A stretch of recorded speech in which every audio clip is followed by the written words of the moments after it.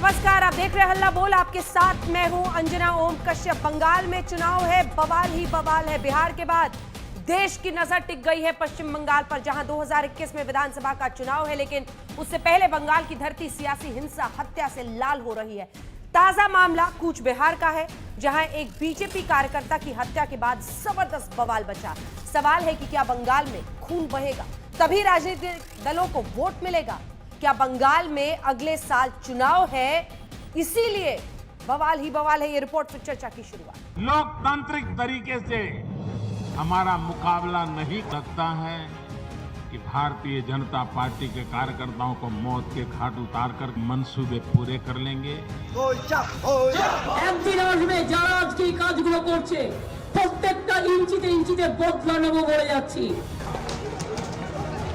तृणमूल कांग्रेस के कार्यकर्ताओं ने भारतीय जनता पार्टी के कार्यकर्ताओं के साथ बहुत अत्याचार किए हैं, बहुत अन्याय किया है। 100 से ज्यादा कार्यकर्ता हमारे मारे गए हैं। আমাকে অনেক অপমান করেছেন, অনেক অসম্মান করেছেন, আমাকে গভর্নমেন্ট চালাতে দেন না। राज्य में हालात बहुत खराब हैं। हालात इतने भयानक हैं कि आपका दिल पसीज जाना चाहिए।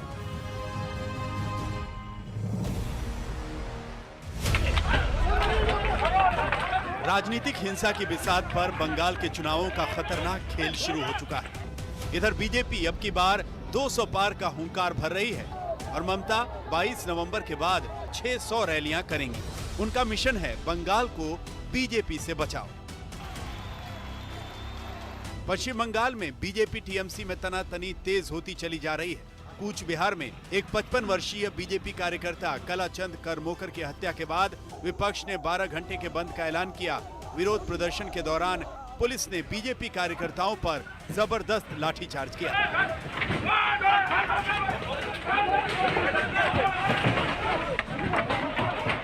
पार्टी कार्यकर्ता की हत्या के बाद बीजेपी कार्यकर्ताओं ने दरअसल रोड ब्लॉक किया था, तो पुलिस ने ताबड़तोड़ लाठियां चलाईं। बीजेपी का आरोप है कि उनके बूथ सचिव की हत्या में टीएमसी का खेल है।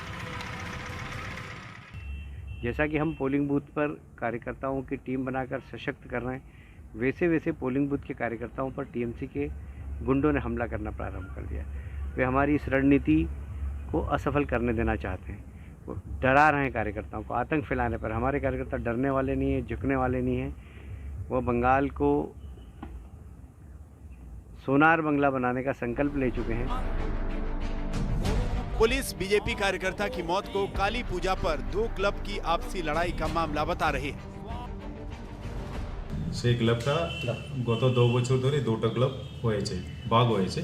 গত বছরও ওনারা আলাদা আলাদা পূজা করেছিল, এই বছরও ওনারা আলাদাভাবে 2টো পূজা হয়েছে একটা পাড়ার মধ্যে হয়েছে। গতকাল রাত্রি বিসর্জনও পিসফুলি হয়ে গেছে। আজকে সকালবেলা হঠাৎ করে এই 2 ক্লাবের মেম্বারদের মধ্যে এমনি পুরনো একটু বিরোধিতা ছিল, এটা নিয়ে একটু কথা কাটাকাটি হয়। पंचायत चुनावों में मिली सफलता और लोकसभा में 18 सीटों की जीत से उत्साहित बीजेपी आर या पार के संघर्ष में जुटी है। गुजरात मॉडल पर जीत का भरोसा है। বিমান বাবুরা, বুদ্ধ বাবুরা আমাদেরকে এরকম করে দিয়ে গেছে, ঝান্ডা বাহক করেছেন। আর ডাক্তার, ইঞ্জিনিয়ার, প্রফেসর হবে না, পরিযায়ী শ্রমিক হবে, আর সে চাকরি পাবে গুজরাটে, বাংলায় পাবে না। তাই আমরা এটাকে গুজরাট বানাতে চাইছি। हाल ही में बंगाल बीजेपी अध्यक्ष के काफिले पर भी हमला हुआ था। बीजेपी लगातार अपने कार्यकर्ताओं की मौत के मुद्दे को सियासी हथियार बना रही है। उनका आरोप है कि अब तक 116 बीजेपी कार्यकर्ताओं की पश्चिम बंगाल में हत्या हुई है। वहीं टीएमसी का आरोप है कि बीजेपी किसी भी हत्या के मामले को राज्य में उठाकर लाशों की राजनीति कर रही है। आज तक ब्यूरो। और अब चर्चा की शुरुआत करते हैं। हमारे साथ कैलाश विजयवर्गीय जी, जो कि बीजेपी के जनरल सेक्रेटरी हैं और पश्चिम बंगाल को देख रहे हैं, वो इस वक्त सीधा जुड़ गए हैं। सुधांशु त्रिवेदी हमारे साथ जुड़ेंगे, मनोजीत मंडल जुड़ेंगे, दिनेश वार्ष्णेय जुड़ेंगे। लेकिन कैलाश जी, आपसे एक्सक्लूसिव बातचीत करते हुए मेरा पहला सवाल आपसे यही, टीएमसी ये कहती है कि जहां जहां पर हिंसा होती है, लोगों की मौत होती है, बीजेपी जाकर क्लेम करने लगती है कि ये उनके कार्यकर्ता हैं और हम पर आरोप लगाती है। इसका क्या जवाब होगा कैलाश जी? चलिए, कम से कम टीएमसी के लोग ये तो मानते हैं ना कि हिंसा होती है, लोगों की मौत हो रही है, और जिनकी भी हत्या हो रही है वो भारतीय जनता पार्टी के कार्यकर्ता हैं। हम हर कहीं जाकर किसी का हाथ पकड़ के नहीं कह देते कि भारतीय जनता पार्टी के कार्यकर्ता है। वो हमारा मेंबरशिप है उसके पास हमारे पद है। जैसे अभी कुछ बिहार में जिसकी डेथ हुई है वो पोलिंग बूथ का सेक्रेटरी है, और वो 2 क्लब की लड़ाई बता रहे हैं। ये बात सही है कि क्लब की लड़ाई है वहां पर, वो क्लब बीजेपी समर्थकों का क्लब है और उसका वो कार्यकर्ता करता धरता है, तो वो है बिल्कुल बीजेपी के ही कार्यकर्ता। पर कभी भी टीएमसी मानती है नहीं कि बीजेपी के कार्यकर्ता की हत्या अगर हो जाती है तो फिर उसको आत्महत्या में परिवर्तित कर देती है। बंगाल की पुलिस बड़ी जादूगर पुलिस है, हत्या करते हैं गुंडे, उनको पकड़ती नहीं है और बल्कि उसको आत्महत्या में परिवर्तित कर देती है। तो लगातार पश्चिमी बंगाल में हिंसा बढ़ती जा रही है और मेरा ऐसा मानना है इसमें सरकार पूरी तरीके से गुंडों को संरक्षण दे रही है। कैलाश जी, टीएमसी का, खास तौर पर ममता बनर्जी का, सीधा मैं कहती हूं, वो कह रही हैं कि बाहरी लोग हैं जो आकर बंगाल का माहौल खराब कर रहे हैं और यहां पर हिंसा फैला रहे हैं। देखिए, वो देश के प्रधानमंत्री को बाहरी बोलती है, वो अमित शाह जी को बाहरी बोलती है। मैं भारतीय जनता पार्टी का राष्ट्रीय महामंत्री हूँ, पिछले 6 वर्ष से यहाँ पर संगठन के विस्तार के लिए काम कर रहा हूँ, मैं बाहरी हूँ। मैं ममता जी से पूछना चाहता हूँ कि वहाँ पर रोहिंग्या मुसलमानों को रहने की व्यवस्था है, वो बाहरी नहीं है। वहाँ पर बांग्लादेश के घुसपैठिए आ जाते हैं, उनके तत्काल राशन कार्ड बना दिए जाते हैं और मतदाता सूची में नाम भी लिखा दिए जाते हैं, वो बाहरी नहीं है। हम लोग पार्टी के काम के लिए आते हैं, हम बाहरी हो गए। मैं पूछना चाहता हूं कि उन्होंने एक आईपेक कंपनी को पूरी की पूरी पार्टी गिरवे रख रखी है। आईपेक कंपनी के डायरेक्टर हैं वो बिहार के हैं, उनके सामने टीएमसी के सीनियर लीडर उठक बैठक लगाते हैं, सब में उसको लेकर बड़ा आक्रोश है। वो बाहरी नहीं है। बाहरी क्या होता है? देश के प्रधानमंत्री बाहरी है, गृह मंत्री बाहरी है, यदि हम बाहरी हैं, रोहिंग्या को गले लगा देंगी दीदी, बांग्लादेश के घुसपैठियों को गले लगाती है। क्या ये इस प्रकार के प्रश्न उठाना समझदारी का? मैं आपसे पूछना चाहता हूँ। कैलाश जी, राजनीतिक हिंसा का एक इतिहास रहा है पश्चिम बंगाल का, लेकिन लेफ्ट पार्टीज के बाद ये माना गया कि अब इस हिंसा पर रोक लगेगी, उसी के खिलाफ ममता बनर्जी आई। ये हिंसा क्यों हो रही है? आप भी कई सालों से वहां पर अभी काम कर रहे हैं, क्यों हो रही है ये हिंसा? उनका कहना है कि एक लड़ाई, आपकी नजर 18 सीट लोकसभा में जीतने के बाद सीधे अब सत्ता पर है और इसीलिए एक जो परिस्थिति बनी है उसमें दोनों तरफ से टकराव पैदा हो रही है। इस हिंसा की वजह आप बताइए, क्या है आपकी नजर में? देखिए अंजना जी, मैं 6 वर्ष से यहाँ पर प्रभारी हूँ। जब मैं गया था, जब भारतीय जनता पार्टी का इतना प्रभाव नहीं था, तब हिंसा होती थी सीपीएम के लोगों की, तब हिंसा होती थी कांग्रेस के लोगों की हत्या होती थी। अब जैसे जैसे भारतीय जनता पार्टी का प्रभाव बढ़ा, भारतीय जनता पार्टी पंचायत के चुनाव में बहुत अच्छे तरीके से परिणाम लाए। इतनी हिंसा के बाद भी हम लोग कम से कम 6 जिलों में हमारी जिला पंचायत बनने की स्थिति में थी। बाकी इन्होंने हिंसा करके हमारे कार्यकर्ताओं का अपहरण करके और नहीं बनने दी। उसके बाद लोकसभा के चुनाव आए, लोकसभा में हमने 18 सीटें जीती। कोई मानता नहीं था देश में कि हम लोग इतनी बड़ी जीत से आएंगे, पर हम 18 सीट जीते और 4-5 सीटों में हम 2-4-5 हजार से ही हारे। अब हम दावा कर रहे हैं कि हम 200 सीट पर जीतेंगे। जैसे जैसे भारतीय जनता पार्टी का प्रभाव बढ़ता जा रहा है, वैसे वैसे भारतीय जनता पार्टी के कार्यकर्ता टारगेट होते जा रहे हैं। हिंसा अब पहले सीपीएम के साथ कार्यकर्ताओं के साथ होती थी, कांग्रेस के कार्यकर्ताओं के साथ होती थी, अब हमारे कार्यकर्ताओं के साथ होती है। हमारा जैसे ही प्रभाव बढ़ा, उससे ममता जी विचलित हो गई है और कुछ भी नहीं है, और इसलिए हमारे प्रभाव को रोकने के लिए डर। लेकिन उस नैरेटिव को, कैलाश जी, आप उस नैरेटिव को समझ रहे हैं? वो नैरेटिव जो बना रही है वो ये है कि ये पश्चिम बंगाल है, यहाँ पर अन्य राज्यों के लोग, गुजरात के लोग हर राज्य में रूल नहीं करेंगे, ये उन्होंने कहा। उनका ये कहना है कि ये बाहर के लोग आकर यहाँ पर अब हिंसा फैला रहे हैं। जो नैरेटिव वो बना रही है उसको समझिए, उसका क्या जवाब होगा? क्योंकि वो ये बता रही हैं कि लगातार अब बीजेपी जिस तरह से अग्रेसिव हो गई, आक्रामक हो गई है चुनावों को लेकर, उसकी वजह से आप कह रहे हैं अब की बार 200 पार, वो कह रही हैं कि बंगाल को बीजेपी से बचाओ। आपने बिल्कुल बहुत सही प्रश्न किया है। सरकार उनकी है, पुलिस उनकी है, एक आध बाहर के आदमी को पकड़ा क्या उन्होंने? कोई एक आध गुंडा पकड़ा हो बाहर का जो भारतीय जनता पार्टी से संबंधित हो और वो बताए जनता के सामने कि ये भारतीय जनता पार्टी संबंधित व्यक्ति है जो यहाँ हिंसा फैला रहा है? आज तक एक भी नहीं मिला उनको। बातों के पकोड़े पकाना और वास्तविकता में जमीन और आसमान का अंतर है। जितने भी गुंडे हैं वो सब गुंडे टीएमसी के हैं। सत्ताधारी दल के साथ साधारण तरह गुंडे रहते हैं। हमारे साथ कौन आएंगे इस प्रकार के लोग? हमारे कार्यकर्ता सीधे हैं, ईमानदारी से काम कर रहे हैं। हम लोग अहिंसक तरीके से वहाँ पर अपनी पार्टी का प्रचार कर रहे हैं। हमारा तो हिंसा पर विश्वास ही नहीं है और इसलिए जो आरोप है हमारे ऊपर वो बेबुनियाद है। वो सिर्फ पीके के इशारे पर जिस प्रकार उन्होंने बिहार में बाहरी करके और एक वातावरण बनाया, बंगाल के अंदर वैसा वातावरण करने की कोशिश कर रही है, एक नैरेटिव बनाने की कोशिश कर रही है। पर बंगाल की जनता जानती है क्योंकि हम नीचे तक पोलिंग बूथ तक 78,000 पोलिंग बूथ है, 65,000 पोलिंग बूथ में हमारे कार्यकर्ता हैं। हमारा नेटवर्क आज इतना पेनिट्रेट हो गया, इस घबराहट के कारण वह इस प्रकार की हिंसा की राजनीति टीएमसी कर रही है और उसको सरकार का संरक्षण है। आप कह रहे हैं कि पीके यहाँ पर भी प्रशांत किशोर उनको गाइड कर रहे हैं, तभी ये बंगाली और बाहरी वाला चल रहा है। पूरी की पूरी पार्टी उनके यहाँ गिरवे रखी हुई है, उनकी कंपनी के पास गिरवे रखी हुई और उसको लेकर उनकी पार्टी में आक्रोश है। आज शुभेंदु अधिकारी ने उनके खिलाफ एक जोरदार रैली निकाली है, बहुत सारे विधायकों ने बगावत कर दी कि हम उनका नेतृत्व स्वीकार नहीं करेंगे। तो कुल मिलाकर ममता जी का आत्मविश्वास खत्म हो गया और इसलिए उन्होंने उस कंपनी को पूरी की पूरी चुनाव लड़ने की जवाबदारी दे दी। दूसरा आरोप जो आप पर लगता है वो ध्रुवीकरण का है, क्योंकि आप लोग लगातार, ये बीजेपी का एजेंडा रहा है और आप लोग इसको हमेशा बोलते रहे कि मालदा है, कई सारे ऐसे जिले हैं जिसकी बिल्कुल ज्योग्राफी और जो पॉपुलेशन है उसकी डेमोग्राफी बदल गई, क्योंकि कई लोग घुसपैठ करके बांग्लादेश से आ गए और उसके बाद परिस्थिति बदली। अभी तक का जो डेटा है उसके मुताबिक 25 से 27.5% तक मुस्लिम पॉपुलेशन वहां पर है और ये जिसके साथ रहता है लगभग उसके पक्ष में फैसला होता है। इसको काउंटर करेंगे आप, काउंटर पोलराइजेशन से, कैलाश जी? देखिए, मेरा निवेदन ऐसा है कि पोलराइजेशन की बात हमने कभी भी नहीं की, हमने हमेशा विकास की बात करी। मोदी जी का हमेशा एजेंडा रहा विकास का। पर पश्चिम बंगाल में तुष्टीकरण की नीति जिस प्रकार चल रही है, आपने ही आपके टीवी के माध्यम से वो स्पेशल प्रोग्राम चलाया था, आपको स्मरण होगा दुर्गा पूजा जब हुई थी और दुर्गा पूजा के विसर्जन को रोका था और मुहर्रम के जुलूस को इजाजत दी थी, हाईकोर्ट ने दुर्गा पूजा विसर्जन की अनुमति दी थी। तब से ये प्रश्न उठने लगे कि ये सरकार तुष्टीकरण की नीति कर रही है। यह सरकार बंगाल जिसकी पहचान दुर्गा पूजा से, उसको रोककर मुहर्रम को परमिशन दे रही है। इस तब से ये विषय उठे हैं। उसके बाद फिर रामनवमी का जुलूस हमेशा निकलता था, उसको रोका गया। हनुमान जयंती के जुलूस हमेशा निकलते थे, छोटे छोटे जुलूस निकलते थे, उसको परमिशन नहीं दी गई, उसके पर लाठीचार्ज किया गया। उससे जन आक्रोश बढ़ा और बड़ी बड़ी रैलियां निकली सरकार के खिलाफ।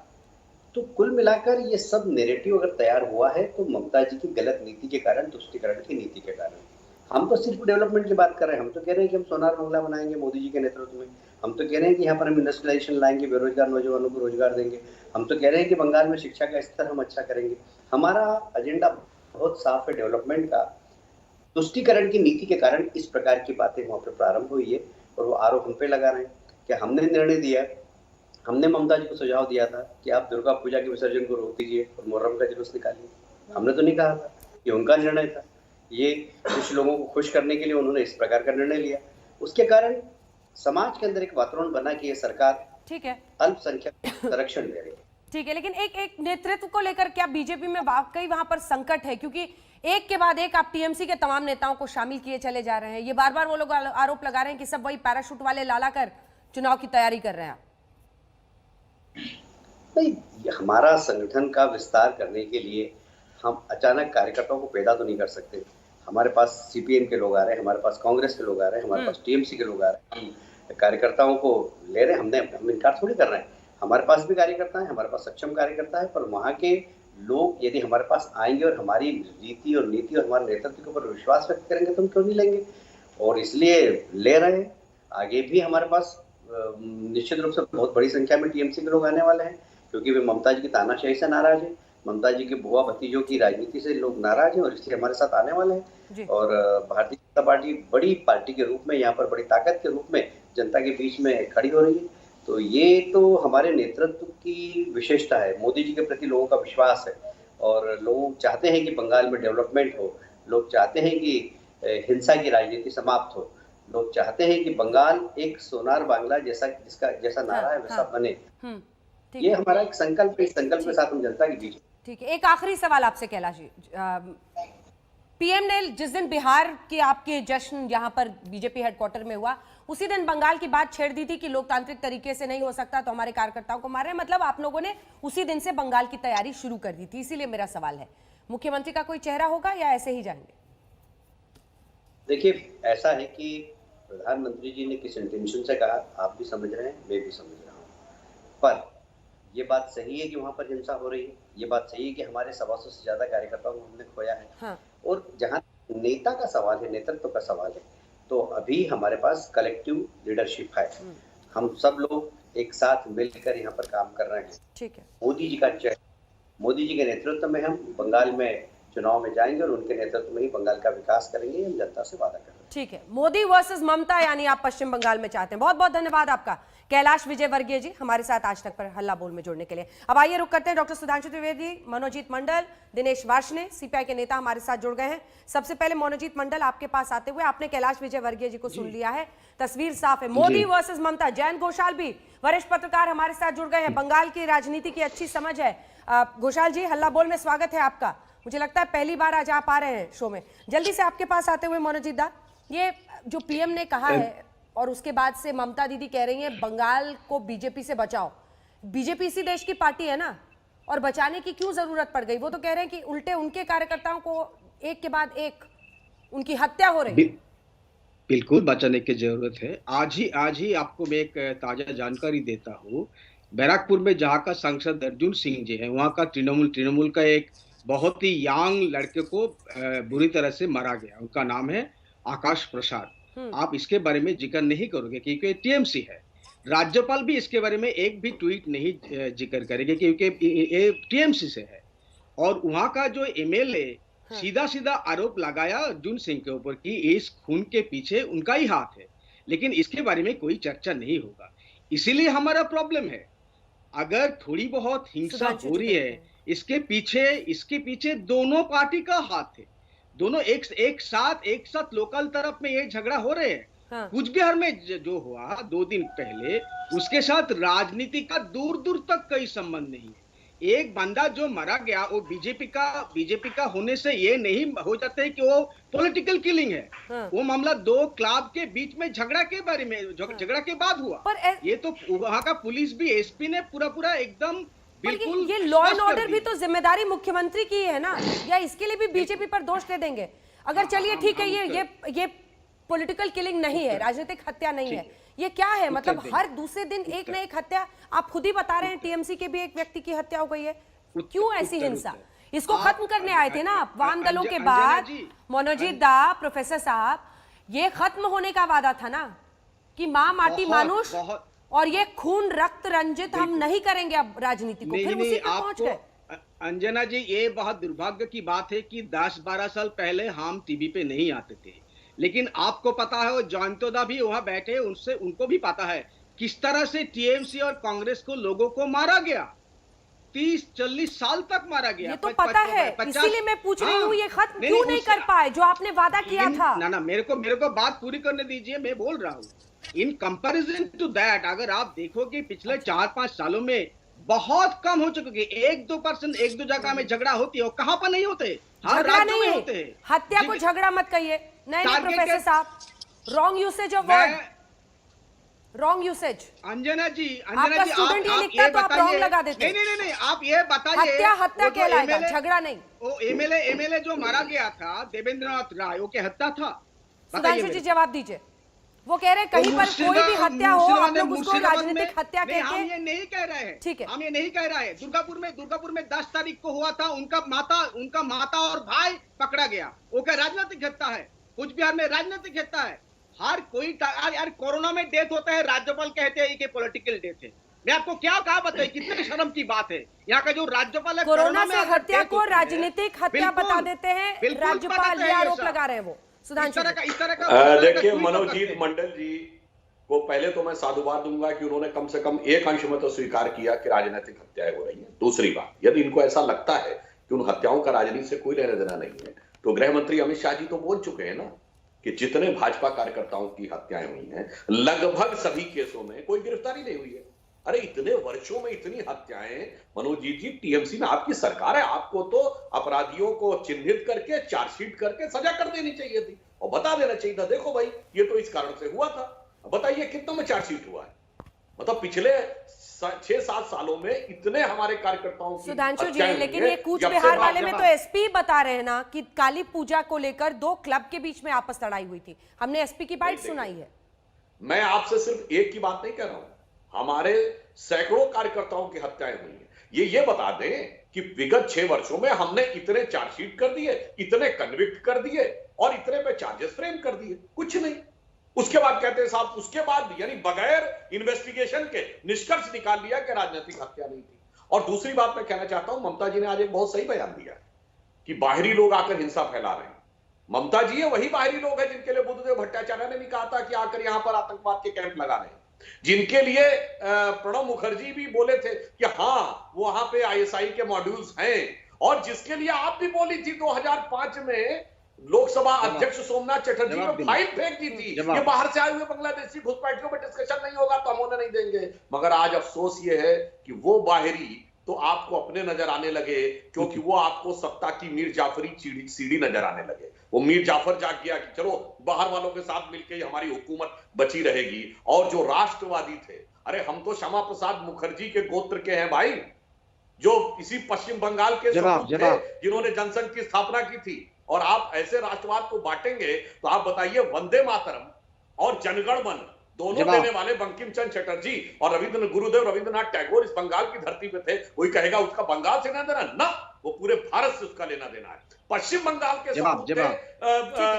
श्यामा प्रसाद मुखर्जी और बलिदान हुए जाके कश्मीर में, सोमनाथ चटर्जी बंगाल के थे और नाम सोमनाथ गुजरात में है। ये राष्ट्रीय एकीकरण को इस ढंग से अगर बंगाल की इस इंटेलेक्चुअल धरती से ध्वस्त करने का प्रयास किया जाएगा तो बंगाल की धरती बहुत समझदार है, सब लोग अच्छे। ठीक है मनोज जी, छोटा सा जवाब मुझे, इसके बाद जाना है अन्य मेहमानों के पास। ये बंगाल वर्सेस बाहरी क्या हुआ? ये क्या है? हर राज्य जहां पर केंद्र, एक सेकेंड, जहां पर केंद्र का शासन नहीं है, मतलब बीजेपी का शासन नहीं है, वो कोई भी बाहर से आएगा तो बाहरी कहलाएगा। 30 सेकंड का उत्तर देता हूं। अभी अमित शाह जी जब आए थे, वो दूल्हा को पहचान नहीं पाया, दूल्हा था बिरसा मुंडा और दुल्हन कोई और था, उनके गले में माला डाल दिया। इसलिए बाहरी हम कहते हैं, क्योंकि आपको पता नहीं यहाँ पर कौन हीरोज है, कौन संस्कृति है। मैंने अभी बता दिया ना, होम मिनिस्टर आए थे दुल्हा के रूप में, लेकिन दुल्हन कौन था पता नहीं था, दूसरे के गले में माला डाल दिया। इसी को हम बाहरी कहते हैं। इसका मतलब ये नहीं है जिस तरह से सुधांशु जी बहुत अच्छी तरह से नैरेटिव को घुमा के पाकिस्तान, बांग्लादेश, आईएसआई क्या क्या नहीं कहा। ठीक है, मैं सुधांशु जी मैं जवाब लूंगी एक बार जरा प्रोफेसर वाशे भी बोल रहे हैं और ठीक है प्रोफेसर वाशे, कोई एक लीडर नहीं है, लोकल लीडर नहीं है, इसीलिए तो प्रॉब्लम। वो तो उन्होंने कहा मोदी जी के नाम पे, जैसे बिहार में वोट लिया वैसे वहां पर भी लेंगे। प्रोफेसर वाशे आपके पास आते हुए आरोप ये लगता है कि जो लेफ्ट का काडर था वो अब टीएमसी में शामिल हो रहा है और इसीलिए हिंसा बढ़ रही है, ये आरोप लग रहा है। नहीं अंजना जी, ऐसी बात नहीं है। शुरू में लेफ्ट का काडर में थोड़ा कुछ वहाँ गया था, परंतु बाद में धीरे धीरे वो वापस आना शुरू हुआ। ये टीएमसी और बीजेपी दोनों वहाँ पे हिंसा में शामिल हैं और लेफ्ट के काडर पे दोनों ही अटैक कर रहे हैं। आप लोग उसको नहीं दिखा रहे हैं। कोई ऐसा जिला नहीं है जहाँ पे लेफ्ट के दफ्तरों पे ये हमला नहीं करते हैं और लेफ्ट के काडर पे ये हमला नहीं करते हैं। और ये दोनों नूरा कुश्ती लड़ रहे हैं। ममता बनर्जी के इमरजेंस से ही वहां पे बीजेपी का इमरजेंस हुआ है। जिस तरह से बिहार में नीतीश कुमार के जरिए इमरजेंस हुआ है, जिस तरह से यूपी में मायावती के जरिए इमरजेंस हुआ है, ये लोग इनका इमरजेंस करते हैं और बीजेपी फिर इन्हीं को कूटेगी बाद में। वो शिवसेना तो बच गई इनसे वहां महाराष्ट्र में। ये वहां पे ना सिर्फ ये मारामारी कर रहे हैं बल्कि ये नूरा कुश्ती लड़ रहे हैं। एक सापनाथ है, ठीक है, जो भी आपका थोड़ा बहुत रेलेवेंस बचा है सर, हमारे तो दोनों दुश्मन है, नहीं बड़ा दुश्मन, दोनों दुश्मन है। बीजेपी कम्युनल भी है, वायलेंस भी है, फासिस्टिक टेंडेंसीज भी है। अच्छा, टीएमसी जो है गुंडागर्दी कर रही है, करप्शन को पैट्रोनाइज कर रही है। हाँ। और वामपंथी पार्टियां दोनों के खिलाफ लड़ रही हैं। अभी भी हमारे सबसे बड़े जुलूस निकलते हैं, अभी भी प्रोटेस्ट में हमारी जनसंख्या, हमारी मात्रा इनसे बहुत ज्यादा है। परंतु ये हमारे प्रोटेस्ट को भी तंग करते हैं, हमारे कार्डर की मूवमेंट को भी रोकते हैं, उनके घरों पे अटैक करते हैं, हमारे दफ्तरों पे अटैक का आरोप है कि दोनों ही टारगेट कर रहे हैं, दोनों ही बराबर दुश्मन हैं। राष्ट्रीय एकता की बात है, जहां तक राष्ट्रीय एक मिनट रंजना जी, जहां तक राष्ट्रीय एकता की बात है, बीजेपी कभी राष्ट्रीय एकता के साथ नहीं रही। श्यामा प्रसाद मुखर्जी के गोत्र जो थे वो उन्होंने मुस्लिम लीग की सरकार अंग्रेजों के समर्थन में ज्वाइन कर ली थी बंगाल में, श्यामा प्रसाद मुखर्जी ने। कौन नहीं जानता इस बात को? एक साथ जवाब इसलिए लेंगे कृपा सुधांशु जी करके आपसे। हमें ना बताए ये दोनों नूरा कुश्ती लड़ रहे हैं। ठीक है जयेंद्र, मेरा सवाल आपसे यह है कि बीजेपी कहती है कि पश्चिम बंगाल की सीएम नहीं, टीएमसी की सीएम के तौर पर एक्ट कर रही है ममता बनर्जी। क्या इन तमाम आरोपों में ये जो नूरा कुश्ती जो हम देख रहे हैं, और दुर्भाग्य है कि ऐसी हिंसा फिर से हम देख रहे हैं चुनाव के पहले? देखिए, हिंसा अभी पश्चिम बंगाल का ये एक अजीब तरीका है कि जो स्ट्रैटेजी, जैसे आप कह रहे हैं ना, नैरेटिव, हिंसा होने से पॉलिटिकल फायदा मिलता है, ऐसे एक परसेप्शन हो गया है। बहुत बुरी बात है। पश्चिम बंगाल में जाति के आधार पर वायलेंस नहीं है, धर्म के आधार पर वायलेंस नहीं है, जो यूपी बिहार में हम देखते हैं। लेकिन पश्चिम बंगाल में पॉलिटिकल वायलेंस में आज नहीं, बहुत सालों से, जो आपने जिक्र किए हैं। लेकिन आज के दिन में मैंने याद कर रहा था कि जब राहुल सिन्हा पार्टी प्रेसिडेंट था वेस्ट बंगाल में, पार्टी प्रोग्राम को सक्सेसफुल करने के लिए बास ट्राम को जलाने का एक प्रोग्राम लिया था और बास का टायर जला दिया और बहुत बड़ा पब्लिसिटी हो गया था और बीजेपी का मूवमेंट बहुत सक्सेसफुल हुआ, ऐसे परसेप्शन हुआ। तो आज दिलीप घोष भी पार्टी प्रेसिडेंट के नाते जहां जहां गांव में जा रहे हैं, क्या स्पीच दे रहे हैं, अगर आप स्टडी करें तो देखेंगे उसमें हाथ काट देंगे, पा काट देंगे, अगर बीजेपी को मारेंगे तो उसमें भी एक वायलेंस का प्रोवोकेशन होती है। और उसके जवाब में क्या होता है कि तृणमूल और बीजेपी, जब मोदी जी का फोटो दिखा के चुनाव आपको लड़ना पड़ रहा है, क्योंकि Modi ji is the most popular leader in the national level, और उसको आप यूज करने की कोशिश कर रहे हैं। और ये भी सही बात है कि BJP is the main opposition now. जो कांग्रेस और सीपीएम एक समय जो स्पेस लिया था वो लेफ्ट, और लेकिन सवाल है कि तृणमूल अगर वायलेंस करते हैं तो तृणमूल के जो लोग जो वायलेंस के आइडियोलॉजी में विश्वास करते हैं, उन्हीं लोगों को मुकुल राय से लेके शुभेंदु अधिकारी अभी वेटिंग बोल रहे हैं। तो इतना बीजेपी का क्या जरूरत है जो इतना वायलेंस प्रोन पार्टी है। सुधांशु जी से इन दोनों सवालों का जवाब लेंगे।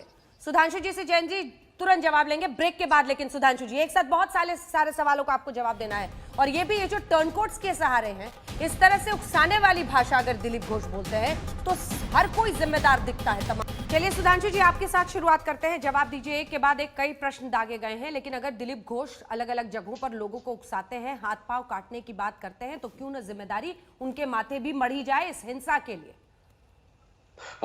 मैं बाकायदा जो प्रश्न पूछे गए रिवर्स ऑर्डर में उत्तर देता हूं। सबसे पहले हिंसा की बात, जयंत जी ने अच्छा सवाल उठाया। जयंत तो दिल्ली में बंगाल के सबसे अधिक जानकार लोगों में से एक है। ये बताइए, वहां तो हाथ काट दिया गया, सर काट दिया गया, पेड़ पे टांग दिया गया और कोई कुछ नहीं बोला। मतलब आप तो हाथ काट दें, पेड़ पे लटका दें और लिख भी दें, गांवों में जाकर जिस ढंग से होता है तो कोई बात नहीं। हम अगर कह भी दें कि टांग तोड़ दी जाएगी तो गुनहगार हो गए। मतलब वो कत्ल भी कर दे तो कोई बात नहीं, हमने नाम भी ले लिया तो गुनहगार हो गए। और तो और मतलब वो ठीक है, इस देश मतलब में वो जो कह रहे हैं वो ठीक है। एक मिनट जो कह, इस देश में तो ये कहा गया मोदी जी की बोटी बोटी काट दूंगा, और अगले दिन राहुल गांधी गए उसके प्रचार में और बुलाकर उत्तर प्रदेश कांग्रेस का उपाध्यक्ष बना दिया रशीद मसूद। बोलिए, किसी ने बोला था? बोलिए ना, मनोजीत जी, ममता दी बोटी बोटी कभी बोली थी? इसलिए मैं कह रहा हूं, फेक न्यूज बनाते हो साहब, आप तो आप हो रहा है वो ब्रिटिश राज के दमन चक्र से ज्यादा बुरा हो रहा है। बीजेपी, इसलिए ये ममता दी ने कब कही है? और मैं एक और बात कही है, बोटी बोटी बनाएंगे, कब कही है? मेरे को बताइए। अरे भाई, कब कही है? दिखा दीजिए। रशीद मसूद ने बोला था 2014 के चुनाव में। अरे वो सपा के उनको जेल में डालिए ना, फिर कांग्रेस को जेल में डालिए, क्यों ले रहे हैं? नहीं याद है उनको जेल में। आपके पास यहाँ कोई लीडर नहीं है, आपके पास कोई एजेंडा नहीं है, कोई नैरेटिव नहीं है। मैंने डिस्टर्ब नहीं किया ना। अरे सर, इमरान मसूद बोले अगर तो, और कांग्रेस के नेता, उसके लिए आप टीएमसी पर मर दीजिएगा ना। मैं तो ये कह रहा हूं ना, अब जयंतो दा जैसे संभ्रांत पत्रकार और सारा पत्रकार बौद्धिक समूह, किसी के बयान दिखाइए जिसने कहा हो कि मोदी जी के लिए बोटी बोटी काटना गलत था। बस दिखाइए ना, इंटरनेट का जमाना है, दिखाइए बयान। ये लुटियंस दिल्ली के सारे पत्रकार। और आज अगर दिलीप घोष कार्यकर्ताओं के जिनके रियल में हाथ काटे गए, जिनकी रियल में टांग तोड़ी गई है, जिनको रियल में हत्या करके लटकाया गया है, उनके लिए कहे कि हम इनकी टांग तोड़ेंगे, तो बहुत बड़ा गुनाह हो गया। अब मैं दूसरे विषय पे आता हूं। देखिए, ये अभी ये कह रहे थे कौन बाहर के लोग, कौन अंदर के लोग, और उसने ये कह दिया हम बाहर के अंदर के। मनोज जी ये बताइए, आपको अमित शाह जी की ये गलती वो गलती नजर आ रही है? चलिए आपका इंटरप्रिटेशन अपनी जगह, ये तो आप ही के मंत्री है ना फरहाद हाकिम, जो बुला के पत्रकारों को दिखा के अपना इलाका कहते देखो इसमें मुस्लिम पॉपुलेशन कितनी है, ये मिनी पाकिस्तान है, ये बाहरी नहीं तो अंदरूनी है मिनी पाकिस्तान नाम लेना, और उसके बाद जलवायु जलाल के साथ पश्चिम बंगाल की सरकार में विराजमान है। अब बताइए, और अब आ जाता हूं लेफ्ट वालों पे, जिन्होंने पूरे भारत की राजनीति में हिंसा की शुरुआत की। अब बताइए, अभी कूटने की बात कर रहे थे वाजपेयी जी, बेचारे राजनीतिक दृष्टि से जो कुटे कुटाए हैं लेफ्ट वाले, वो आज कूटने की बात कर रहे हैं। मुझे तो दुख होता है। ममता बनर्जी जी जब हम लोगों के साथ थी तो उन्होंने बताया था कि लेफ्ट के गुंडों ने उनको इतना मारा था कि मरा हुआ समझकर छोड़ के चले गए। अगर उन्हें पता होता कि वो जीवित है शायद छोड़ के नहीं जाते। और उनके शासनकाल में आज इस ढंग से लोगों को मारा जा रहा है, ये क्या हो गया है भाई? ये पश्चिम बंगाल की संस्कृति को कहां ले जा रहा है? देखिए, संस्कृति के बारे में बहुत अच्छे बात करते हैं मेरे काबिल दोस्त सुधांशु जी। नाम ले लिया बंकिम चंद्र, गुरुदेव टैगोर। आपको पता है कैसे उन लोगों का सिलेबस से हटाया जा रहा है एनसीईआरटी? इसके बारे में एक दिन डिबेट हो जाए, मैं करूंगा। एनसीईआरटी सिलेबस से बंकिम चंद्र चट्टोपाध्याय, गुरुदेव रवींद्रनाथ टैगोर को हटाया दिया जा रहा है। आप बात करते हो श्यामा प्रसाद मुखर्जी, नेताजी के बारे में। आज तक नेताजी के बारे में कोई बात काम नहीं हुआ।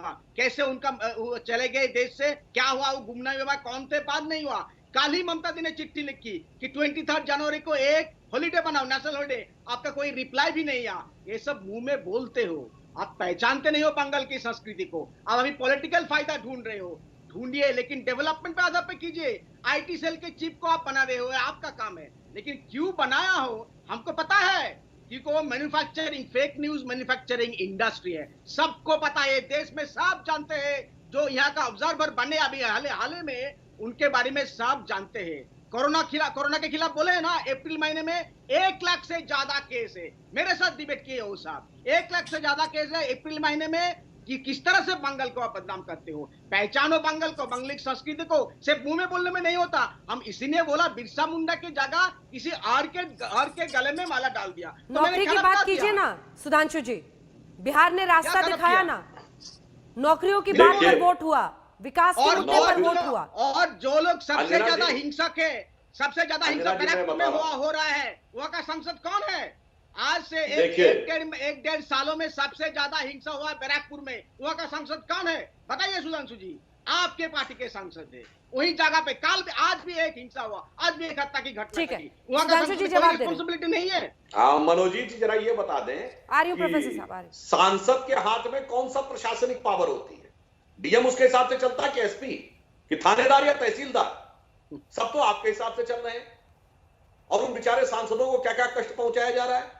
और दूसरा मैं ये कहना चाहता हूं, अभी आपने नेताजी का नाम लिया, देखिए मनोज जी आपने अपने टर्न पे बोलिए, आपने अपने टर्न पे, दर्शकों को ज्यादा बेहतर लगेगा। अभी आपने नेताजी का नाम लिया, अरे प्रधानमंत्री श्री नरेंद्र मोदी जी ने नेताजी की जितनी केंद्र में भारत सरकार के पास फाइल थी वो खोली, और 2018 में हमने नेताजी ने जो फर्स्ट एग्जाइल गवर्नमेंट बनाई थी, आजाद हिंद फौज की पहली सरकार 1943, उसकी 75वीं वर्षगांठ मनाई। अरे हम तो मानते हैं कि आजाद भारत के पहले प्रधानमंत्री नेताजी थे, क्योंकि नेहरू तो 1946 में बने, अंग्रेजों के अधीन ब्रिटिश गवर्नर जनरल की शपथ लेकर। आप बताइए आप किसको मानते हैं, नेहरू जी को या नेताजी को? बताइए। बिल्कुल मानते हैं। नहीं, नेहरू जी बड़े थे, नेताजी बड़े थे, नेताजी बड़े थे। बोलिए, आप बोलिए। हम मानते हैं, इसीलिए हम डिमांड कर रहे हैं नेताजी वो फाइल आपको मैं बता रहा हूँ भाई साहब, 52 फाइल है अभी तक। भारत की पहली सरकार बनाई सिर्फ बंगाल के नहीं थे, सबके थे। नहीं कर रहे हो। सबसे बड़े लीडर बंगाल बोलिए ना कि नेहरू नहीं थे, नहीं बोले, बिल्कुल नहीं है। अभी बोल रहे नहीं है, नहीं है, नहीं है, नहीं है, नेहरू नहीं है, नेताजी है। नेहरू यहाँ बंगाली वर्सेस कश्मीरी नहीं आया, नेताजी है, नेताजी है, नेताजी है, नेताजी, नेहरू नहीं है। हम नहीं मानते। अब बोला है, जब मोदी जी ने बुलवाया तब बोला है। 2018 से पहले का एक बयान दिखाइए, नेताजी पहले हैं। 1939 में उनके साथ जो हुआ था गलत हुआ था। जो भी इनके पीछे, चाहे महात्मा गांधी हो, नेहरू हो, गलत हुआ था। महात्मा गांधी एक भगवान के तारा थे, भगवान नहीं थे, हम ये मानते हैं। जो हुआ है आज की देश के इतिहास को बदल डाला। इतिहास कुछ और हो सकते थे, देश कुछ और हो सकते थे। देश कभी बंटवारा नहीं हो सकता अगर नेताजी हाल में और रियल में आगे प्राइम मिनिस्टर होता तो। ये हम मानते हैं, ये हम मानते हैं। आपको किसने कहा नेहरू है बंगाल के सबसे बड़े लीडर? ये नेताजी है और रहेगी। और सबसे बड़ा लीडर, कल्चरल लीडर वे टैगोर और बंकिम चंद्र। आपसे मुंह में बोलते हो, काम करके दिखाओ ना। हमारे यूनिवर्सिटी में पैसा आप नहीं दे रहे हो। बस ये 5 साल 365 दिन याद रहे, सिर्फ चुनावों के पहले नहीं। एक बार मैं लास्ट में सुधांशु जी कमेंट दीजिएगा। एक बार प्रोफेसर साहब आपको तो कोई रेस में गिन ही नहीं रहा सर, तो कोई रेस ही में नहीं गिन रहा आप लोगों को। देखिए, इनको ना गिनने दीजिए अंजना जी। हम वहां पे पूरी रेस में हैं। बीजेपी और टीएमसी नूरा कुश्ती लड़ी इसलिए रहे हैं कि किसी तरह से लेफ्ट दोबारा ना आ जाए। अरे आपने पार्टी इनको के ये कैडर डर को लग रहा है, संभालो। क्योंकि पिछले 2 साल से जो हमने रैलियां निकाली है, इनको पता लग गया है।